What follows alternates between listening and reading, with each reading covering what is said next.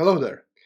Some of the viewers noticed that here in the background I have Yusupov books, so they asked about this, and I was in fact thinking about making a video regarding this review of these great Yusupov books. So I'll put the link below about this series of books. It's basically 9 books is the basic course, and then there is also one additional book which is composed of different puzzles which has to be solved after the first 3 books. So there are 9 books. They are sorted in 3 categories, so 3 by 3 by 3, and they are for different ratings. So he says that the first book is for 1500 to 1600 FIDE rating, which I think is well, it can be pretty accurate. Maybe you need to have in mind that he's old Soviet school chess coach, so maybe he underestimates his book or overestimates the player. So I would say that maybe 1700, 1700 is the rating which you need to have to in order to really make use of these books. So that being said, I will show you this first book. So this is number 1. They are sorted by colors, so it can be a little bit confusing, but if you take a look at the link below, you will see that it's actually very easy to follow. And these books are very unique in the concept. So let me just show you the structure of these books. So every book contains 24 lessons, and the lessons are taken from all areas of chess. So this is a comprehensive chess course, or Yusupov calls it a chess training course. So it's meant to be used as a training device, but also a learning device as well, obviously. So he covers all areas of chess. So there is a chapter about tactics, about openings, about middle game strategy, about technical endgames, about endgame strategy, and all sorts of things. So he covers lots of different areas of chess. And I started with this book. I read this first book a year and a half ago, but I didn't do it. First of all, I didn't do it correctly. And second of all, I was still too weak to be able to really make use of the lessons. So I was like, I think 1300 Blitz, maybe 1600 Lichess Rapid. So I think it was a little bit too advanced for me. But now I'm going through this book again, and it looks like it's just what the doctor ordered, just what I need at this level. So I think if you are maybe 1900 on Lichess Rapid and above, you could and you should read these books. And also if you are much stronger, if you are like 2300 in Lichess Rapid, and if you didn't go through Soviet chess school, then you should read these books. It will be much quicker for you, and in the beginning it will be much easier. But he will cover many holes which you have if you, like I said, if you didn't go through Soviet chess school, then you most likely have some holes in your knowledge about chess. So if you are a very strong player, these books can help you to fill these holes. This is what stronger rated players say, at least. So let me show you first the structure of the book. Okay, let's just take, for example, chapter 4. It's called Simple Pawn Endings, so it's about pawn endings. And then first you have this small theoretical introduction. So it's like, in this case, it's like 1, 2, 3, 4, 5 pages. So he gives various examples. So he gives 1, 2,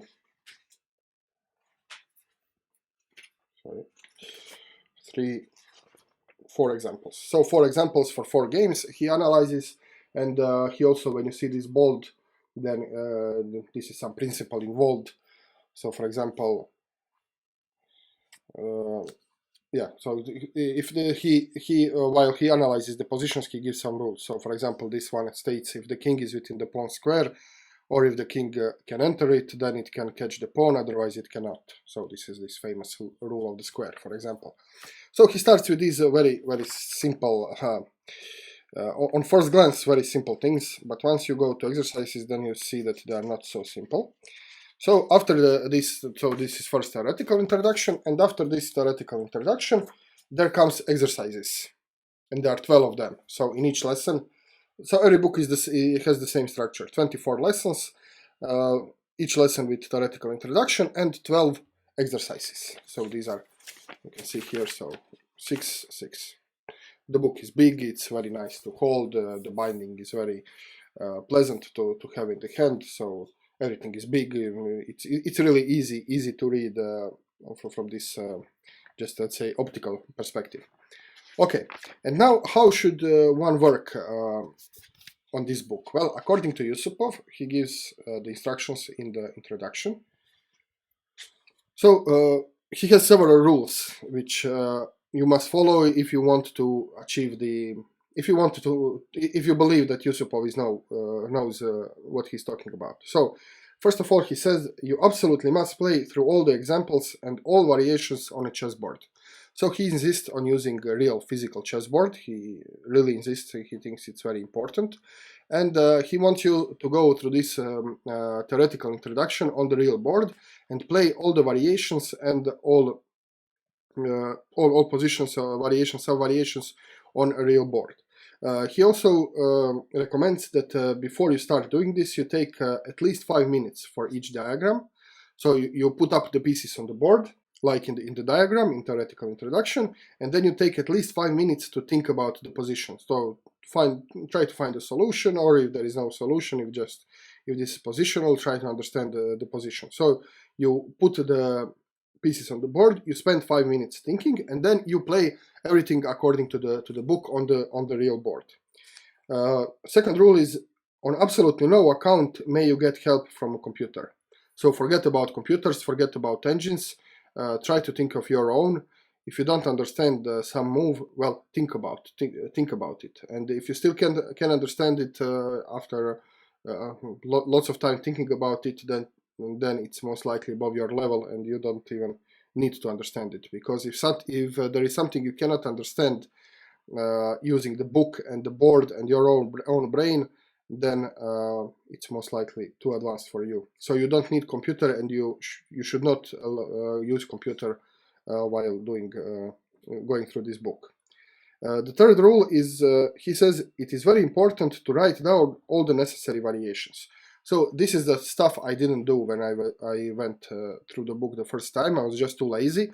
So I would look at I would put up the board and pieces. I would look at the solution, and then I would think about what should I play, what is the solution, and then I would immediately look at the solution on the back, and I would see that was I right or was I wrong. But this is, according to Yusupov, wrong approach. For several reasons. First of all, you need to write down the solutions, so this will give you a habit of systematically thinking about chess, a habit of calculation, habit of really thinking about all possible moves as a response from your opponent. So this writing down stuff is very important. But another very important thing is that you should not solve one puzzle and then go look at the solution, then solve another, then look at the solution. But you should solve all 12, write down the solutions, and then come back and see if you got them right. Why is this important? Several other authors insist on this. I think Lev Albert insists on this, and some other chess schools really emphasize this point, that you should solve several puzzles, write the solutions down, and then look the solution, not one puzzle after another, because this gives you the mentality of making a choice. In the real tournament game, you don't. So you have the position in front of you. You think about the positions, you calculate, you evaluate, and then you have to make a choice. And once you make a choice, you write down your move on the score sheet. It's over, and you don't know if this move is correct or not. There is nobody who will tell you right away, okay, you missed this, or you could have played better, but the game goes on.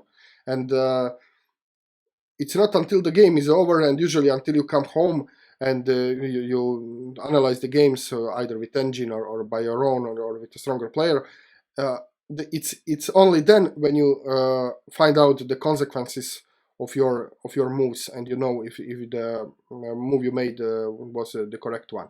Of course, if it's a blunder, then you find out immediately. But this is the mentality. So by writing down the solution and then go to the next puzzle without checking if you are right, puts you in the mentality which is similar to the one when you play real games. So Yusupov also says that you should approach every position like it's a tournament game. I think this is impossible because in the tournament game you are so motivated to think, and you are so under adrenaline, under excitement and everything. So I think it's impossible to simulate the tournament conditions when you are sitting home in the comfort of your study and doing puzzles. You will never have this mode of so deep thinking in your room like you have on the tournament. But you can try. So you can try when you solve the position. You really have to take a few minutes just to try to imagine that you are playing a real game, and that there is an opponent against you. And so this will give you a sense of importance, and you know that the move you choose to make and the move you write down after you play it is your final decision. So chess is about making decisions. The worst thing you can do is when you solve the puzzles, look, okay, maybe this, let's look at a solution. Oh yes, this was what I was going to play. It doesn't work that way. So you have to, once you write down the solution, then this is the moment in which decision making is over, and now you made a decision and you have to take the consequences of your decisions. So this is why this is important. What else? He says, we also recommend that you play through the solutions, including all the variations on the chessboard. So again, he insists on using a real physical chessboard, and after, okay, you write down your solutions, you write down everything you see about the position, and then after you do all 12, you go again, and then he will give you some, in the solutions, he will give you some variations, sub-variations, which are not necessary to solve the puzzle, or he will give you the whole game, so you can see how the position emerged. So he recommends that you play all these variations, sub-variations on a real board. He also has a rating system, kind of rating system. So you can see that if you go through exercises, let's go, for example, in chapter 2. Okay, so you can see these stars. So this one has 2 stars, this one has 1 star, this one has 3 stars. Okay, so these are the points. So for example, on this puzzle you can make maximum 1 point if you solve it correctly. In this puzzle you can make 2 points, in this you can make 3 points. And he also gives you a partial points. So for example, if here you manage to find the basic idea or first move, or it's most likely about ideas. So if you manage to find the basic idea, but you didn't calculate the variation all the way, you will get 1 point, and similar here, and so on. So after you review your exercises, you will score yourself. So you can write down your score, and then at the end he will give you passing. He'll give you this scoring. So this set of puzzles has 21 points. If you did 11, then you passed. 15, 18, great, excellent, and so on. So he recommends if you are below this 11 point, then you should go through the chapter again. So you should go play all the variations again from the theoretical introduction, and then try to solve puzzles again, because this means that you didn't learn the lesson completely. So for example, in this was mating motifs.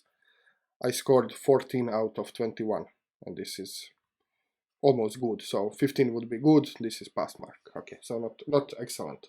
But these are not easy exercises. It looks like they are easy, but they contain tricks, and well, he makes you work for your solutions. Okay, what else? How much time? Okay, it depends on chapter, but I would say that for theoretical introduction you need maybe 45 minutes on average. This is my experience. Maybe more if he gives you many sub-variations and variations. For example, chapter 3 are opening principles, and he gives only 2 games, for example. One is from Morphy game, very famous, when he played as black against Meek, and another one is his own game when he also plays as black. So he gives two games only, and he demonstrates the principles, and he lists the principles. So he says that the first principle of opening play is rapid development of the pieces. The second principle is to struggle for center, and third principle is to struggle against your opponent at DS. So he gives you some basic principles, and then he analyzes the game, but he gives many variations and sub-variations. So if you want to play, for example, this is how it looks. It looks like, you can see many variations, sub-variations. Okay. So if you want to go through all that, it takes time. So maybe it will take you an hour or maybe even more. But not all the chapters I like that. In fact, most of the chapters don't have so much variations, sub-variations. I guess it's only chapters regarding openings. So this is what I would say, like 45 minutes up to an hour to go through the theoretical introduction. And then for exercises, well, it depends. I would say on average you have to take 10 minutes for the exercise. Maybe I told too much, maybe 5 to 10 minutes. So that means that for 12 puzzles you need 2 hours or maybe less. So I would say around, on average, you need 3 hours to go through one lesson. So 1 hour for theoretical introduction and 2 hours for exercises. And I think this is realistic. And if you have time, if you can spare 3 hours, then it's best to do all the lesson in one go. So do theoretical introduction, solve exercises, score your exercises, check with the solutions, and you are done. And then you can do it like I don't know, 3-4 times a week. So if you go like 3 lessons a week, you can go through this book very quickly and very diligently. Okay, so I think this is all I wanted to say. Okay, what about my own plans for now? So I own 2 books. So this is the first book and this one is the second book. This is what I bought. Like I said, I did read this book 1.5 years ago, but I didn't think it was a good way of doing this, and like I said, I think I was too weak for these books. Maybe not, but this is just my feeling. So I will go through this book again, and this time I will do it properly. So I will follow all Yusupov advices. So the first time I didn't write the moves, and I didn't really play on the board through all the variations and sub-variations. I skipped some things because it looked intimidating. But this time, no, this time I wanted to do this right. And I think for my rating, according to what I read, the first 3 books will be useful for me. More than that is maybe too advanced. So I'll go through first 3 books, and then I will also go through this extra book with puzzles. So there is after 3 books, there is a book of puzzles which covers all the chapters, all the topics from the first 3 books. So I will do this also. So I will do this for 4 books. How much time do I think I will need? I would say I will need 2 months. 2 months for book. I think it's a fair estimation. So if I do 1 lesson every 2 days, okay, this is about it. So I think maybe 8 months. 8 months period will suffice to do this. We'll see. And I just wanted to show you my notebook. So this is how it looks like. So I write down the problems and variations, sub-variations which I see. This is the opening chapter. So you need to find some forcing way to win, or just some way to improve your position. So you'll see that some answers, I didn't check these solutions yet, so maybe they are wrong, but you can see that some answers are just about 1 or 2 moves, and some of them are variation. For example, this one is from Opera Game by Paul Morphy, which I know by heart, so it was very easy to write this from the heart. And this one is, for example, more complicated. It has several variations, sub-variations, and so on. So you need to write down the solutions and then check them. So I think this is it. I think that for the next 8 months or so, I will be doing these Yusupov books. It's a very good training because I like this method. So you need to put your board, your pieces, your book. You have to think for 5 minutes on each diagram, and then you have to think about 10 to 15 minutes on each exercise. Write down the solution, check the solution. So this gives you one um, slow mode of thinking and slow mode of solving the solutions, in which you need to take your time, you need to think, you need to find new ideas, and so on. He also talks, I forgot to mention, he talks about moving pieces and not moving pieces. He says that first of all, you should try to find a solution without moving pieces. If you can't, if you spend like 10 minutes by looking at the board, and you cannot find a solution within 10 minutes, then you are allowed to move the pieces. So it's allowed, and this does not affect your scoring. So if you take 10 minutes, you cannot find a solution, then you can move the pieces and try to find a solution by moving the pieces. So this forces you to find, he also says, always look for new ideas. So this forces you to really try to find new ideas, some ideas which don't naturally occur to you by just looking at the position, and you need to pass this threshold. So go one step beyond and try to find some original and new ideas while solving. Okay, I think we can wrap this up. This video was much longer than I intended to, but okay, I think these are really excellent books, and you could check them out maybe. I don't know if you are a low-rated player, say about 1500 on Lichess Rapid. I'm not sure how much you will profit from the first book, but it's possible that you will if you really follow. It will most likely take you more time, but if you really follow the method, if you really put your time into it, I think that even if you are a low-rated player, you might profit from these books. Okay, this is about it. Now it's really over, and I will let you know of my progress with these books. I will keep you informed. Of course, this doesn't mean that I will not do other stuff as well. I'll still be playing rapid games, chess. I will do tactics. I do tactics all the time, either on Lichess or Chess Tempo, or using the Chess Tactics Pro application on my smartphone. So I'm doing tactics all the time in between, but this is now my main training method to go through these books. Okay, thank you very much for watching. You can leave the comment below, of course. I'm always glad to read your comments. And well, click the like button, subscribe to my channel if you didn't. You will also find below the link to my Patreon site if you want me to analyze your games on this channel and give you advice on how to play better. You can do this by joining the Patreon. And well, see you soon with more chess. Cheers.